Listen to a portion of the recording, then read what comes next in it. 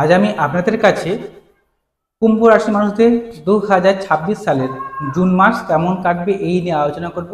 তাই যারা কুম্ভ রাশির মানুষ রয়েছেন অনুষ্ঠানটি খুব মনোযোগ সহকারে শুনবেন। কুম্ভ রাশি কালপুরুষের একাদশতম রাশি। এই রাশির অধিপতি গ্রহ হচ্ছে শনিদেব। তাই কুম্ভ রাশির মানুষেরা অত্যন্ত বাস্তববাদী, যুক্তিবাদী এবং সেই সঙ্গে কৌতূহলী হয়ে থাকেন। সেই সঙ্গে এরা অত্যন্ত পরিশ্রম করা মেন্টালিটি থাকে এদের মধ্যে। যে কোনো কাজে দায়িত্ব নিলে সেই দায়িত্ব সহকারে সেই কাজটাকে সম্পূর্ণ খুব ভালোভাবে করতে পারে কুম্ভ রাশির মানুষেরা। আজকে সেই কুম্ভ রাশির মানুষদের 2026 সালের জুন মাস কেমন কাটবে এটি এবার মূল আলোচ্য বিষয়। তাই যারা কুম্ভ রাশির মানুষ রয়েছেন অনুষ্ঠানটি খুব মনোযোগ সহকারে শুনবেন। নমস্কার, আমি অ্যাস্ট্রোলজার প্রণবাচার্য। আপনারা দেখছেন অ্যাস্ট্রোলজার বেঙ্গলি। এই চ্যানেলে আপনাদের সবাইকে স্বাগত জানাই। আপনারা নতুন হয়ে থাকলে চ্যানেলটিকে সাবস্ক্রাইব করবেন, বেল চিহ্ন টিপবেন, অল নোটিফিকেশনে ক্লিক করে দেবেন। এর ফলে প্রত্যেকটি ভিডিও আপলোড করা মাত্রই আপনারা সবার আগে নোটিফিকেশনটি পেয়ে যাবেন। এছাড়া আপনারা যদি আমাকে জন্মছক বের করা চান তাহলে মোবাইল নাম্বার তো রয়েছে আমার, এই মোবাইল নাম্বারে যোগাযোগ করবেন। শুরু করছি মূল আলোচনায়। রাশিতে কিন্তু অবস্থান করছে, প্রথমেই বলে দিচ্ছি রাশিতে অবস্থান করছে রাহুদেব। রাহু রাশিতে থাকার জন্য এই সময় আপনার মধ্যে একটা উচ্চাকাঙ্ক্ষার সৃষ্টি হয়েছে। কোনো কিছু একটা জিনিসের অদম্য ইচ্ছে আপনার মধ্যে কাজ করছে। কোনো কিছু জিনিস পাওয়ার আকাঙ্ক্ষা আপনার বেড়ে গেছে। সেই সঙ্গে বেড়েছে নেতৃত্ব দানের ক্ষমতাও। আপনার পাশাপাশি মানুষজনের সঙ্গে সম্পর্ক ভালো হচ্ছে, বা পাশাপাশি মানুষজন আপনাকে দায়িত্ব দিচ্ছে কোনো কিছু কাজ করার জন্য, এবং সেখানে আপনি নেতৃত্ব দিচ্ছেন, এমনটা সৃষ্টি হয়েছে কুম্ভ রাশির মানুষের বর্তমান সময়। সেই সঙ্গে কুম্ভ রাশির মানুষদের রাশিতে রাহু থাকার জন্য এই সময় উচ্চাকাঙ্ক্ষা একটু বেড়েছে। এই উচ্চাকাঙ্ক্ষা যখন ফুলফিল হয় না তখন কিন্তু মানুষের মধ্যে হতাশা, সমস্যা এনে দেয় রাহুর, এটা নেগেটিভিটি। রাশির যে অধিপতি শনিদেব এবং দ্বাদশ ভাবের অধিপতিও শনিদেব, তিনি অবস্থান করছেন সেকেন্ড হাউসে। অতএব এই সময় কিন্তু অর্থ ইনকাম করবেন ঠিকই, কিন্তু সেই টাকাটা জমাতেও যেমন সমস্যা হবে, এবং আপনার যে পরিশ্রম অনুযায়ী যে অর্থটা আপনি চাইছেন, যে আমি এত পরিশ্রম করেছি এতখানি টাকা আমরা আমার প্রাপ্য, সেই প্রাপ্য টাকা থেকে যেন কোথাও একটা বঞ্চিত হচ্ছেন কুম্ভ রাশির মানুষেরা বর্তমান সময়। এটা আপনাকে মানতেই হবে। বর্তমান সময় আমাদের যে পরিশ্রম করছে, এই পরিশ্রমের যে প্রাপ্য যে টাকাটা, ওই টাকাটা প্রাপ্তিতে অনেক রকম সমস্যা আসছে, বাধা সম্মুখীন হচ্ছেন কুম্ভ রাশির মানুষেরা বর্তমান সময়। সেই সঙ্গে কুম্ভ রাশির মানুষদের যেহেতু দিতে হবে শনিদেব রয়েছে, এই সময় কথাবার্তা বলার সময় সাবধানতা অবলম্বন করবেন। ধুমধাম করে কারো কিছু বলতে যাবেন না, 1 নম্বর। 2 নম্বর হচ্ছে মাঝে মাঝে শ্বশুরবাড়ি যদি থাকে, আপনার শ্বশুরবাড়ির সঙ্গে মনোমালিন্য হতে পারে। কিন্তু ঘর থেকে দূরে যারা রয়েছেন, কর্মসূত্রে রয়েছেন, বা কোনো কিছু জিনিস কাজের উদ্দেশ্যে রয়েছেন, তাদের ক্ষেত্রে সময়টা কিন্তু ভালো বলা যায়। তৃতীয় ভাবের অধিপতি এবং আপনাদের একাদশতম ভাবের অধিপতি গ্রহ হচ্ছে মঙ্গলদেব। তিনি তৃতীয়ভাবে অবস্থান করছেন এবং আগামী 21 জুনের পর থেকে তিনি চতুর্থভাবে অবস্থান করবেন। এই তৃতীয় প্রতি তৃতীয় থাকছে, এর ফলে আপনাদের সাহস, পরাক্রম, উদ্যম থাকবে যে কোনো কাজে। ভাইদের সঙ্গে মাঝে মাঝে মনোমালিন্য হতে পারে, আপনাদের ভাই থাকে, ছোট ভাই থাকে, তার সঙ্গে মনোমালিন্য হতে পারে। তবে যে কোনো কাজে উদ্যম থাকবে, এগিয়ে যাওয়ার টেন্ডেন্সি থাকবে, হার না মানার টেন্ডেন্সি থাকবে।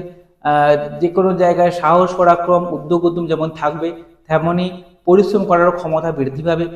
যোগাযোগ অবস্থা, কমিউনিকেশন স্কিল বৃদ্ধি হবে। তবে 21 জুনের পর থেকে এই থার্ড হাউসে যখন ফোর্থ হাউসে অবস্থান করবে, তখন হবে এক প্রকার মাঙ্গলিক যুগ। মাঙ্গলিক যুগটা তখনই অ্যাক্টিভ হয় যখন জন্মছকে আপনার মাঙ্গলিক যুগ থাকতে হবে, যেটা আপনার মেটাল জাতনের বাড়িতে রয়েছে, ওখানে মাঙ্গলিক যুগ থাকতে হবে। 1 নম্বর টাইটেরিয়া। দ্বিতীয় টাইটেরিয়া হচ্ছে কি, বর্তমান সময় মঙ্গল গ্রহের দশা চলতে হবে। তাহলে এই মাঙ্গলিক যুগের অ্যাক্টিভ বা নেগেটিভ প্রভাবটা আপনি জীবনে পাবেন। এর ফলে কি, যৌথভাবে হওয়ার জন্য আপনাদের কিন্তু গৃহ সুখ কিছুটা হলে হানি হবে, বা ঘরের মধ্যে সুখের একটা অভাব, বা পরিবারের সদস্যদেরকে নিয়ে একটা সমস্যা বা মনোমালিন্য সৃষ্টি হতে পারে। স্কুলে যারা পড়াশোনা করেন, পড়াশোনায় মনোযোগ বৃদ্ধি হবে, এদিক থেকে কোনো সমস্যা আসছে না। দ্বিতীয় ভাবের অধিপতি এবং আপনাদের একাদশতম ভাবের অধিপতি গ্রহ হচ্ছে বৃহস্পতি গ্রহ। তিনি অবস্থান করছেন সাপেক্ষে ষষ্ঠ ভাবে সুতুঙ্গী হয়ে।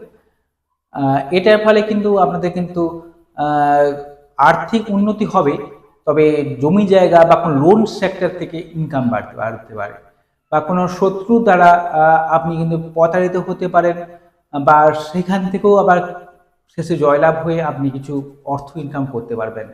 সেই সঙ্গে আপনার কিন্তু মুখের বাক্যকে নিয়ন্ত্রণ করতে হবে। আপনার কথার জন্য আপনার কিন্তু শত্রু বৃদ্ধি হতে পারে, এটা কিন্তু মাথায় রাখবেন সর্বদাই। কোনো রকমভাবে আকস্মিকভাবে অর্থ লাভ, মা বাড়ি থেকে অর্থ লাভ, মা সম্পত্তি লাভ, এগুলোকে নির্দেশ করছে। বা বড় দাদা দিদি থাকে আপনার, সেখান থেকে আপনি সাফল্য লাভ করে তাদের সাহায্যে আপনার উন্নতিকেও নির্দেশ করছে বর্তমান সময়। এটা কিন্তু খুব পজিটিভ দিক, এই দিক থেকে বলা যায়।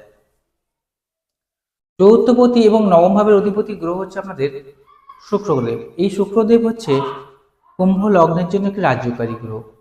তিনি অবস্থান করছেন রাশি সাপেক্ষে পঞ্চম ভাবে এবং আগামী 8ই জুনের পর থেকে তিনি অবস্থান করবেন ষষ্ঠ ভাবে। পঞ্চম ভাবে যতদিন আছে ততদিন খুব ভালো, 8 তারিখ অব্দি জুন মাসের ওই সময়টা কিন্তু আপনার উচ্চশিক্ষার সুযোগ এনে দেবে। চলতি বিভাগের মধ্যে সমস্যা থাকে, সমস্যাগুলো মিটে যাবে, ভাগ্য সহায় হবে, আটকে থাকা কাজগুলো উদ্ধার হবে। ঠিক যেমন ষষ্ঠভাবে যখন গমন করবেন, গোচরে অবস্থান করবেন 8ই জুনের পর থেকে, তারপর থেকে কিন্তু আপনার আসবে কি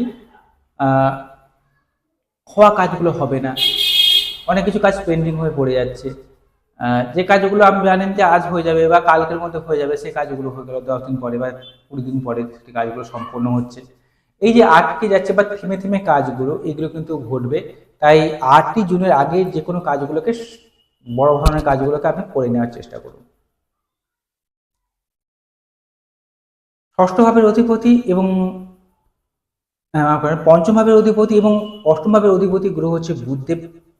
তিনি অবস্থান করছেন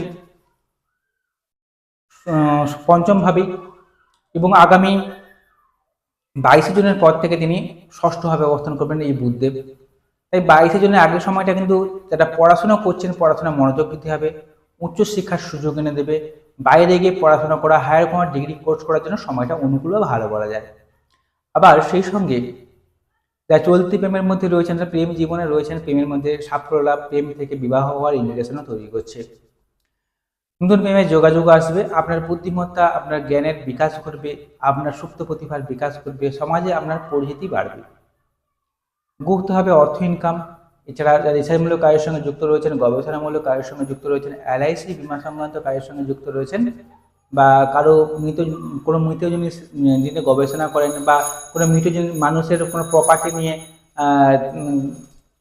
কোনো কিছু অর্থ ইনকামে যারা চেষ্টা করেন, তারা কিন্তু সাকসেস পাচ্ছেন পুরো মাস জুড়েই, এটা বলা যায়। সপ্তমভাবে রয়েছে কেতুর মতো একটি গ্রহ। সপ্তমভাবে কেতু থাকার জন্য দাম্পত্য জীবনে একটা উদাসীনতা ভাব বা দাম্পত্য জীবনের সমস্যা বা স্বামী স্ত্রীর মধ্যে একটা দূরত্ব এমনটাই নির্দেশ করছে বর্তমান সময়। কোনো সমস্যার সম্মুখীন হলে অবশ্যই জ্যোতিষীর সঙ্গে যোগাযোগ করে নেবে অথবা আমার সঙ্গে যোগাযোগ করতে পারেন। সপ্তমভাবে যে অধিপতি গ্রহ রবিদেব, তিনি কিন্তু অবস্থান করছেন চতুর্থভাবে এবং আগামী 15 জুনের পর থেকে তিনি পঞ্চমভাবে অবস্থান করবেন। এটা অবশ্যই পজিটিভ। চতুর্থ এবং পঞ্চমের গোচরের জন্য আপনাদের কিন্তু কর্মজীবন শুভ হবে, কর্মক্ষেত্রে উন্নতি হওয়া, কর্মক্ষেত্রে মান সম্মান লাভ হওয়া, সেই সঙ্গে ব্যবসায় উন্নতি, পারিবারিক বিজনেস যারা করেন সেখানে সাফল্যকে নির্দেশ করছে। পারিবারিক সূত্রে যারা কাজকর্ম করেন বা বিজনেস করেন সেখানে সাফল্যকে নির্দেশ করছে। এবারে একটা কথা আমি সর্বদাই বলে থাকি, আজও বলছি, আগামী দিনেও বলবো, যে জন্মছক বা যেটা মেটাল চার্ট যেটা আমার বাড়িতে রয়েছে, সেখানে দেখতে হবে আপনার লগ্ন সাপেক্ষে শুভ গ্রহগুলো কেন্দ্রকোণে বসে কিনা, ডিগ্রিগতভাবে কতখানি বলাবল পেয়েছে, নবাংশ চার্ট, দশমাংশ চার্ট, এগুলো দেখে একটা পুঙ্খানুপুঙ্খ তথ্য বলে দেওয়া যায় যে বর্তমান সময় কেমন কাটবে, আগামী দিনগুলো আমরা কেমন কাটতে চলেছে। বর্তমান সময় দশাংশও খুব গুরুত্বপূর্ণ রোল প্লে করে, তাই অতি অবশ্যই জন্মছক বা ঠিক দৃষ্টিকে বিচার বিশ্লেষণ করা দরকার আছে। তাই অতি অবশ্যই আপনারা আপনার জন্মছক বা ঠিক দৃষ্টিকে বিচার বিশ্লেষণ করবেন। আপনারা যদি আমার জন্মছক বিচার করা চান তাহলে মোবাইল নাম্বার রয়েছে আমার, এই মোবাইল নাম্বারে যোগাযোগ করবেন। যদি সঠিক ভালো লেগে থাকে চ্যানেলটিকে সাবস্ক্রাইব করবেন। নমস্কার, সবাই ভালো থাকুন, সুস্থ থাকুন।